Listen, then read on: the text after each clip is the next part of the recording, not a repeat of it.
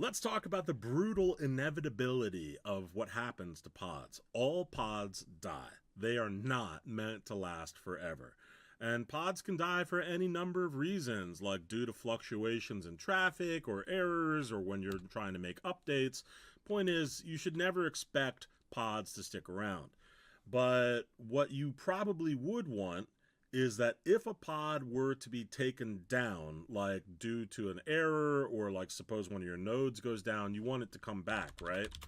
Well, if I were to delete one of the pods that you're seeing here, that pod's going to get deleted, but it ain't coming back, right? Definitely not bulletproof, one would say.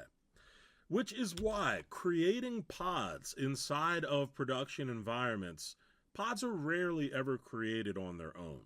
Instead, they are made as part of deployments. So check this out. We're going to create a deployment. We'll take a look at the manifest in a little bit. Let's call this demo deploy, and I want this to use Nginx because it's a simple and easy one to build. And check that out. It made a pod named after the deployment. If I type kube get deploy, or deployment, if you're feeling fancy, notice that it's writing that out. It's also saying that 1 out of 1 is ready. Ah, how interesting. Thing is that deployments are able to create multiple clones of the same pod called replicas. And putting the cart before the horse a little bit here, I'm going to use a command, kube scale. There's other ways to do this, but I'm going to take that deployment called demo deploy, and I want the number of replicas to go from 1 to 3. And look what's happening at the top of my screen here. All right, we got 2 more pods joining the battle, and what's going to happen is that this deployment is going to ultimately make sure that there are 3 pods, no more, no less, constantly running inside of our cluster. And here's what's really cool. Delete pods all. Whack. These pods are all getting deleted, including those 2 little demo pods earlier, but look what happened. The deployment replaced them. So what you're seeing here already are 2 of the biggest advantages of deployments. The fact that it allows you to scale. I can add more of a pod, or I could scale down. I could get less of a pod. Let's take it back down to 1. And if any of my pods should die, and they're not supposed to, the deployment is going to make sure that they come right back. Now, what can be tricky about deployments at first is their manifest. It's slightly longer than what we're used to seeing so far in this course. But not to fear, because what you're seeing here is a basic pod manifest, right? We've seen this plenty of times by this point. What a deployment does is that we take away certain parts of that pod manifest. For instance, we don't need to worry about naming the pods. So that part of the metadata, we're just taking that right out. Remember, the pods are going to be named after the deployment that makes them. So that's something to keep in mind. The new stuff is what you're seeing here up at the top. And let's break down exactly what it is that we're seeing. There are 2 metadata sections inside of this manifest. Don't get those confused. The one that you're seeing up here is the manifest for the deployment, and this is the manifest for the pod. Remember, deployments make pods. That is their goal. So part of the deployment manifest will be the manifest for the pods that it's making, right?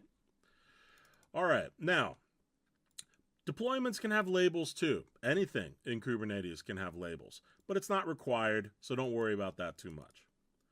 Spec, again, this is spec for the deployment as opposed to spec for the pod, which is down at the bottom. And here you're seeing that when I was using kube scale at the command line to increase or decrease or set the number of replicas a deployment had, that's a number that you can set inside of the manifest itself. And you can totally edit the manifest and do a kube apply. That'll increase or decrease whatever the number of replicas to whatever that number may be. Now, here's where things get really super important. Remember when we were talking about labels? about how labels are used by many objects in Kubernetes to identify, to access other resources. That is exactly what's happening right here. We have a deployment that's basically saying, all right, listen up. All of the pods, I will select them that match the following label, App Nginx. If you have that label, you belong to me, Nginx deployment. Robble, robble, robble. All right. So that's important, okay? Our deployment is saying any pod that has that label on it belongs to that deployment. And what you'll notice is template is where we start describing, okay, what's the template for the pods that are going to get created by this deployment? Notice that part of that template includes putting the label app nginx on any of these pods. That's required, otherwise they won't even be recognized by the deployment itself. So let's build this deployment using this manifest, and let's take another look at it at the command line. Okay, I'm going to go ahead and I'm going to create the manifest that you see right here. And immediately you can see that there are 1, 2, 3 pods spinning up because that's how many we said we wanted to have for replicas. I'm using this -L part of my get pods here, which is giving us this column, app nginx. And remember, we said that all of the deployment pods need to have the label app nginx, and that is clearly what we are doing right here. Now, I'm going to show you a few things. First of all, just if I were to take the number of replicas here and change it from 3 to 2, making that change inside of the manifest, then running kube control apply, will cause the number of replicas to change, same as when I was using kube control scale. The other thing that I want to show you, using some of those kube control label commands we were doing earlier, is this. I'm going to grab one of those deployments, the very first deployment. And notice that, of course, they got these random characters. That's to make sure that each pod has its own unique name. That's a dead giveaway that this is a pod made by a deployment or something similar. I'm going to take that first pod, and I'm going to take the label app nginx off of that pod. Now, what do you suppose is going to happen when I do that? Let's see and find out. Interesting. This is the pod where I removed the label, and look what the deployment did. It didn't go out and look for the pod that lost the label. That deployment assumed, oh, that pod's gone. I'm going to go ahead and create a brand new one to replace it, because the rule is always maintain this number. No more and no less. Now, what do you suppose is going to happen if I were to put that label back on top of that exact same pod? Well, like I said, it's 2 replicas, no more and no less, and it wound up keeping the original pod, which is nice. But try as you might, if you were to delete these pods, they're just going to keep coming back. They are absolutely bulletproof. The only way to actually get rid of all of the pods that are inside of a deployment is to either delete the deployment itself or scale the number of pods down to 0. So as soon as I deleted the deployment, you'll notice that it's gone. Now, there's one last thing that I want to show you here just before we start doing some death by PowerPoint, is I'm going to go ahead and I'm going to create this deployment one more time. What is technically inaccurate that everybody says is that deployments make pods. That's not right.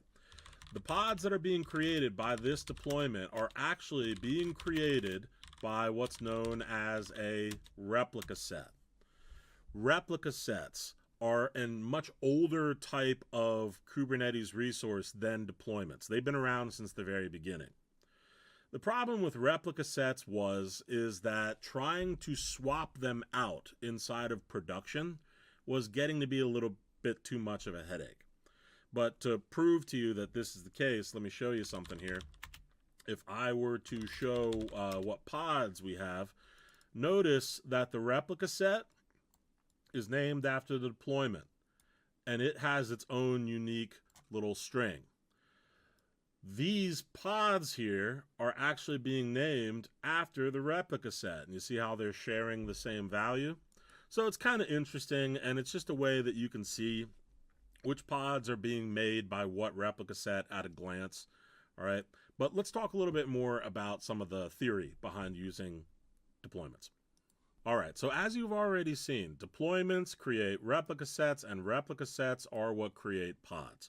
And where those pods go on which node inside of your cluster, unless you are setting otherwise, the scheduler is what's going to make that decision. As long as the number of replicas that the replica set is supposed to make exist, it's happy to let them live and let live wherever they may be. Now, why even use deployments if replica sets are doing all the work? Now here's the rub. Deployments can do everything replica sets can do, because deployments, after all, make replica sets. But what they can also do is that they can version control. And this is what I was saying earlier about how replica sets weren't working so great inside of production. You can roll out and roll back changes that are being made to your pods. And you can do that in a way that there is zero downtime for your clients. They'll never even notice that the pods got swapped out. And unlike other types of objects where you make changes to the manifest, if you try to push those changes against a running resource, you'll get errors a lot of the time. But deployments, they expect change. They are designed to make change. And I'll show you how that works in just a sec. All right, so here's what winds up happening. You have a deployment that made a replica set that made a whole bunch of pods. But you decide that you want to make a fundamental change to how those pods are created. What winds up happening is that the deployment doesn't fix this replica set. No. It goes ahead and creates a new replica set, a second one. And as part of this rolling update process, which is the default, you'd have to go an extra step to make this not be the case. The way that it works is that it will surge ahead one pod. So now we have 4 pods instead of 3. And then it will delete one of the old ones. Notice at no time do we have less than the normal number of pods, 3. Then it surges ahead. It adds 1 new pod. Then it removes one of the old pods. Then it adds that 3rd and final pod. And then it removes that last pod. So this is how deployments are able to make these changes without actually any downtime. Sure, there might be a moment where you're kind of split between 2 different versions of a deployment. There's other ways to get around that. But if you're trying to roll out simple changes, deployments are designed to do that. Now, what's also super neat is that you can roll back those changes. Watch this. If I wanted to go back from this version back to this version, all we have to do is have the deployment go back to using this replica set. So it's almost like this goes back in reverse. One of these pods gets removed over there, new pod gets added over there, gets added there, gets added there, gets added there, gets added there, until eventually we're back to 3 pods here and no pods over there. So it's a really neat little system, and it's something you'll be using to create the majority of your pods in Kubernetes. Now, let's demonstrate that a little bit. I'm going to go ahead and I'm going to create the manifest that you see over on the left-hand side of my screen. I am making 10 pods using this manifest. And you'll see what it did is that immediately it created a replica set. So what you're seeing here is the first and only replica set that this deployment has made so far. Now, suppose that I'm making a change. I want each of those pods, all 10 of them, to not have 1 container inside of them, but 2. And let's just say that, I don't know, we want to put like a Redis image inside of it. It doesn't really matter what the image is. But the point is, you cannot add new containers to pods that are already running. So this will be a good demo. Now, I want you to watch very carefully on what happens when I hit enter here. You're going to see a second replica set appear. You're going to see the number of available pods for that replica set go up, and the number of pods for this replica set will go down, because that's that rolling update that I was telling you about earlier. So there it goes. One is increasing, one is decreasing, effortlessly flowing from one to the next. Boom, done. So all 10 of those pods have been recreated, and now all of those pods have the two containers inside of them, as you can see right here. But here's what's super sexy about deployments is that you can not only roll out changes, you can roll back changes. So what I'm going to do is I'm going to use a whole new command here, kube control rollout history of our deployment called demo deployment. This history keeps track of how many revisions has this gone through. And there's lots of cool things you can do with this command that we'll talk about more in the full course, but I do want to show you just this one. If I were to do a kube control rollout history undo, what that will do is that it will take my current revision, I'm in the second revision right now, and it will roll it back to the previous revision. That's possible because all we're going to do is we're going to go from 10 down there to 10 up here. So as soon as I run that command, oops, it's kube control rollout undo on the deployment demo deploy. There we go. You can see that the numbers are switching, and now it's rolling back one at a time, just like it did the first time when we rolled it out.